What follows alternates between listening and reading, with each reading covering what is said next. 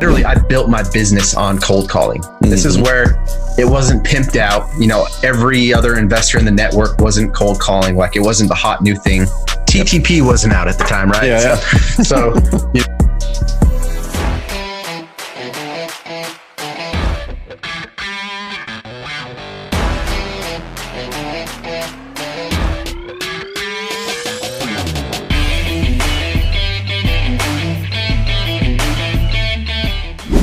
How'd you get the first deal done, man? How'd you do the first wholesale?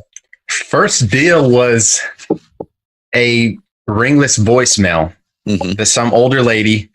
She was living out of state. She was in an assisted living center out in Atlanta, and got a call back from her. And she just, you could barely hear what she was saying. You know, just, "Hey, I just got your message," and started connecting the dots. I was pumped. She's like, "I have 2 houses out there in Colombia." I'm like, "Awesome, that's where I'm at."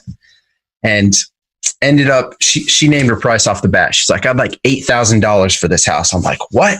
I'm like, "Okay, I'll tell you what. I can give you $5,000 cash, and we can close around a time frame that works best for you." And she right away, she's like, "That'll work." Okay. So we ended up getting it, man. I mean, super small little distressed house, but we ended up wholesaling it, making $10,000 assignment fee. Dude, so one thing that might be popping up for some people, right? Where I'm here in Oregon, dude, there's nothing that you can get for $5K here in Southern Oregon. What were your next deals like? Do you guys have a really good niche of kind of the cheaper houses, or what's the average home seller? Very mixed. I would say the average house sale is about 150. Okay. Yeah. Yeah. I mean, pretty affordable living out here for sure. And it's surprising because the economy really is pretty good. Yep. But South Carolina, just being, down in the South, a little bit slower paced. We haven't reached the high equity. We're in a very linear market, right?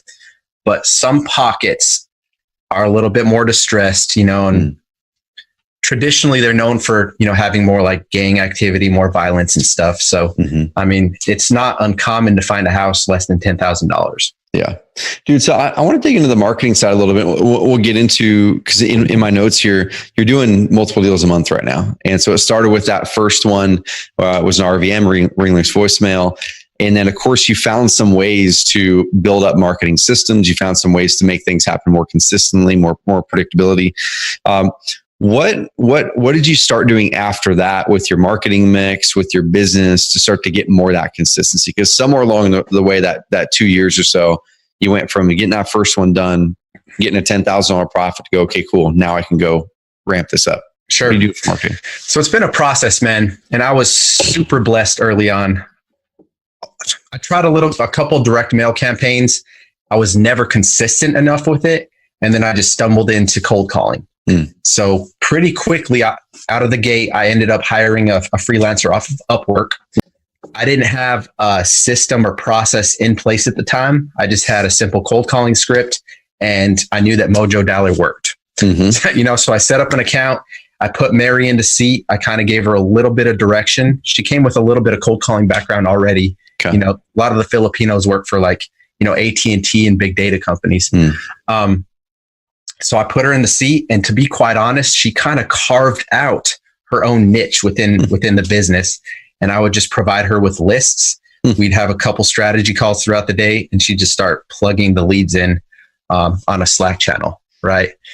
And literally, I built my business on cold calling. This is where it wasn't pimped out. Every other investor in the network wasn't cold calling. Like, it wasn't the hot new thing. TTP wasn't out at the time, right? Yeah. So it wasn't that shiny object. So we got in at the right time, and we built some pretty good results with it. As of recently, we've shifted a lot more to inbound marketing. And I will say too, I'll touch on this because Carrot has been such an integral part of my growth as an investor. Like, when I first started building a company, I'd walk through different things. We went through the 3 leads per day, and gave me a good grasp on understanding what SEO is, and how Google operates, just a ginormous web that's just crawling the internet, connecting one site to the other. And the more credibility that you have, because you have different sites pointing to yours, it helps gain in the rankings. So that really helped me early on. And I invested a lot of time. Like when I say a lot, I spent a lot of time building the SEO on the back end because you guys gave me the tool. Mm-hmm. Little did I know it was a super long-term strategy. Like I knew it would take some time, but I'm like, if I'm going to be about this, I want to be seen as a market authority, right?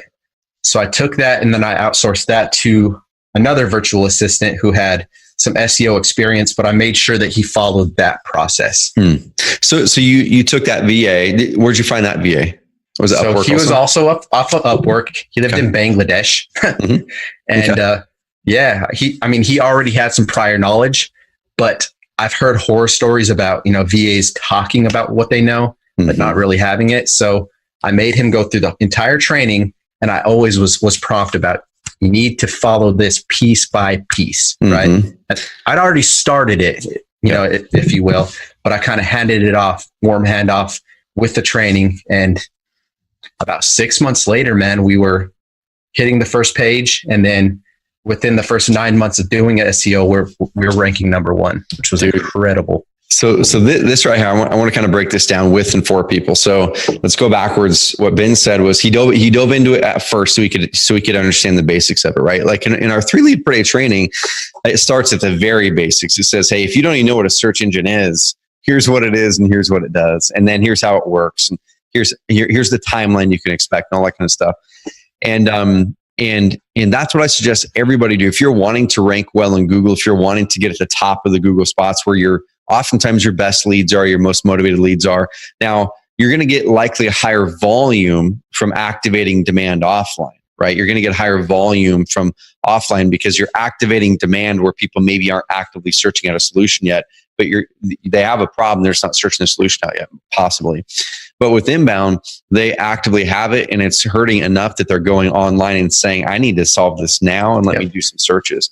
And so if you guys are wanting that, go in and get a grasp of what SEO is, go through some of the modules of the 3 lead per day. So you kind of at a high level understand what it is. If you're not wanting to put in the time or can't put in the time to do the work yourself. And then like Ben did, go find someone to outsource it to. I'll highlight something that he said here for sure. And I want to toss you a couple more questions about that, because we get a lot of questions about VAs, about how do you find them to do it. But one thing he did say was he was very diligent to say, hey, yeah, you've got some SEO experience, but I want you to go through this training and apply this. Because one of the mistakes I've seen so many times, man, is someone to go to Fiverr or someone to go to Upwork or someone to go to whatever, and they'll hire an SEO expert. And that SEO expert is building backlinks by the thousands, and they're crappy backlinks. They're actually going to penalize your website. And so if you get a VA, legit, just send them through that training, have them go to our weekly coaching calls and ask questions. Like just have them do the work for you, but have them go through our training to do it right. So when you got the VA, is there anything special you did when you posted? Anything special when you posted the ad in Upwork? I was very serious about it. Like you want to make sure that you're hiring the right person, right? So made sure that the post was very clear, seeking, virtual assistant with SEO experience, with search engine optimization experience. And then from there, what we asked them to do is, send us your cover letter, send us your credibility, any past resources that you might have. And then at the end of it, record a video of yourself explaining why you should be a good fit for our company, right? Good. You want to ask them to go through at least 3 to 4 extensive tasks that you're going to weed out 90% of the people, right? And you'll get left with maybe 3, if you're lucky, 3 people that are serious and they actually followed your direction point by point, right? Then you know that they're serious. Then you know that they are open and moldable to take what you're telling them, and they're going to actually do it, right? Because let's be honest, just human mindset, we're very weak creatures at heart. And, habits are instilled from a very young age. Unfortunately, most of us, we all have gaps, right? We all have those gaps in our life, but most of us don't have super empowering habits. And it's important, if you're hiring someone for your organization, to be able to make sure that they're willing to follow simple instructions. Dude, in same thing, I want to sit in this a little bit for everybody, because the reason that's so important is because after that, Ben said, hey, go through this training and follow it step by step. And so if that person that's applying for your position at your job or that's applying for that gig as a VA, if they can't take the 3 simple steps you give me in the gig description, then they're definitely not going to be taking the steps right once they go over to take the carrot training or whatever it is that they're doing, cold calling training, like whatever you're teaching them, they're going to skip steps. They're going to miss 100%. And then you're going to wonder, why am I not getting the result? Well, you probably won't be able to track why, because they're just skipping steps because that's their MO. That's their MO.